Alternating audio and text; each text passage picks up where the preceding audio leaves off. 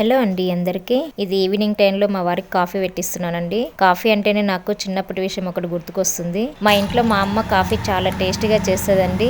ఎందుకంటే మాకు గేదెలు ఎక్కువ ఉన్నాయండి. న్యాచురల్ గా పెంచే గేదెలు కాబట్టి పాలు కూడా చాలా ప్యూర్ గా ఉంటాయండి. ఆ పాలతోటి కాఫీ చేస్తే చాలా టేస్టీగా ఉంటుంది. మా ఇంట్లో అందరూ పోటీగా ఇంత పెద్ద గ్లాస్ కి చిన్నప్పుడు అందరం అలానే తాగేవాళ్ళం అండి. మేము మా ఇంటికి ఎవరు చుట్టాలు వచ్చినా లేదంటే ఎవరైనా డాడీతో పని ఉన్న వాళ్ళు వచ్చినా కూడా ఫస్ట్ అమ్మ కొంచెం కాఫీ అమ్మ మీ ఇంట్లో కాఫీ చాలా బాగుంటుందని అమ్మని ఫస్ట్ అదే మాట అడుగుతారు. అలాంటిది నేను పెళ్ళైన తర్వాత మధ్యలో 7 years కాఫీ బంద్ చేశాను. మా వారి పుణ్యమా అంటూ కరోనా టైం తర్వాత మా వారు వర్క్ ఫ్రమ్ హోమ్ తీసుకొని ఇంటి దగ్గరే ఉంటున్నారు. సో ఆయన కాఫీ రోజుకి 3-4 సార్లన కాఫీ తాగుతాడు.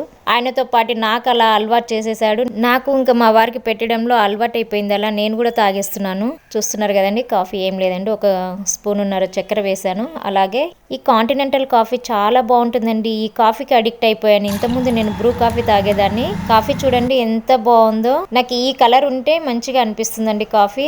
మా వారికి చూడండి, నేను ఈ చిన్న గ్లాస్ లో కాఫీ పోస్తే ఆయనకు అస్సలు నచ్చదు. పెద్ద గ్లాసే కావాలంటాడు ఆయన కూడా కాఫీ. అందుకని ఇలా మిడిల్ గ్లాసులు పెట్టేశాను నేను.